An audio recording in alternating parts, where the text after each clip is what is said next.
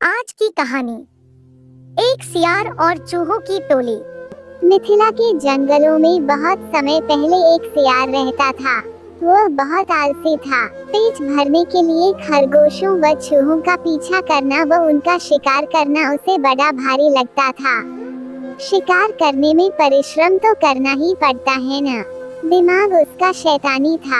यही तिकड़म लगाता रहता कि कैसे ऐसी जुगत लगाई जाए जिससे बिना हाथ पैर हिलाए भोजन मिलता रहे। एक दिन उसी सोच में डूबा वह सियार एक झाड़ी में दुबका बैठा था। बाहर चूहों की टोली उछल कूद व भाग दौड़ करने में लगी थी।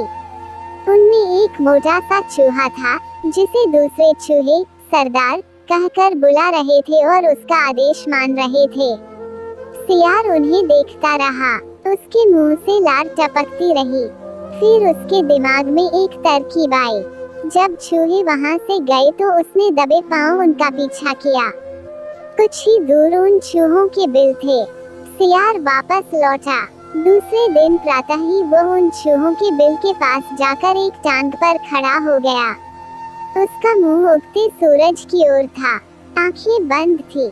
चूहे बिलों से निकले तो सियार को उस अनोखी मुद्रा में खड़े देखकर वे बहुत चकित हुए। एक चूहे ने जरा सियार के निकट जाकर पूछा, सियार मामा, तुम इस प्रकार एक टांग पर क्यों खड़े हो? सियार ने एक आंख खोलकर बोला, मूर्ख, तूने मेरे बारे में नहीं सुना कभी।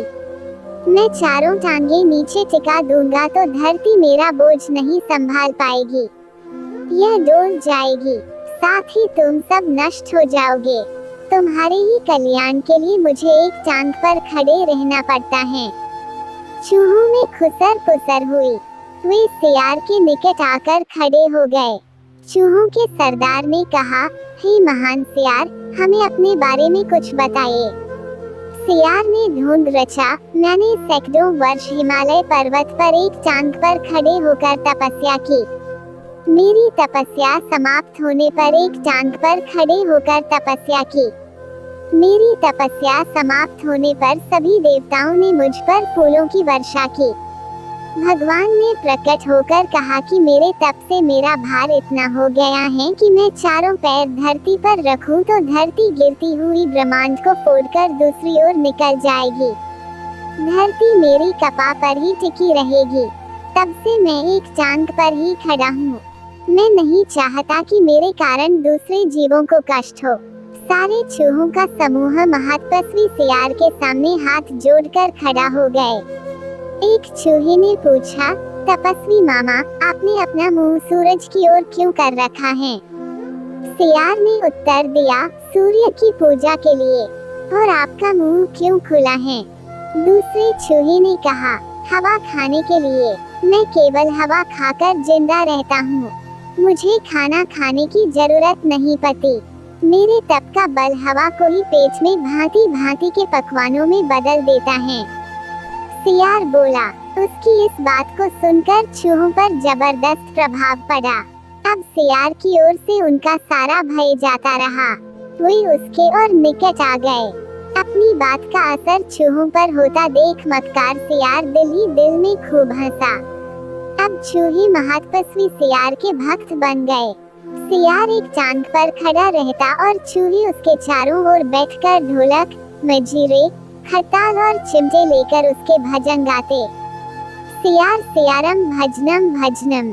भजन कीर्तन समाप्त होने के बाद चूहों की टोलियां भक्ति रस में डूबकर अपने बिलों में घुसने लगती तो सियार सबसे बाद के 3-4 चूहों को दबोचकर खा जाता। फिर रात भर आराम करता, सोता और डकारे लेता। सुबह होते ही फिर वह चूहों के बिलों के पास आकर एक टांग पर खड़ा हो जाता और अपना नाटक चालू रखता। धीरे धीरे चूहों की संख्या कम होने लगी। चूहों के सरदार की नजर से यह बात छिपी नहीं रही। एक दिन सरदार ने सियार से पूछ ही लिया, हे महात्मा सियार, मेरी टोली के चूहे मुझे कम होते नजर आ रहे हैं। ऐसा क्यों हो रहा है? सियार ने आशीर्वाद की मुद्रा में हाथ उठाया, हे चतुर मूषक, यह तो होना ही था। जो सच्चे मन से मेरी भक्ति लड़ेगा वह सशरीर बैकुंठ को जाएगा। बहुत से चूहे भक्ति का फल पा रहे हैं। चूहों के सरदार ने देखा कि सियार मोटा हो गया है। कहीं उसका पेट ही तो वह वैकुंठ लोक नहीं है जहाँ चूहे जा रहे हैं। चूहों के सरदार ने बाकी बचे चूहों को चेताया और स्वयं उसने दूसरे दिन सबसे बाद में बिल में घुसने का निश्चय किया। भजन समाप्त होने के बाद चूहे बिलों में घुसे। सियार ने सबसे अंत के चूहे को दबोचना चाहा। चूहों का सरदार पहले ही चौकन्ना था। वह दांव मारकर सियार के पंजे से बच गया।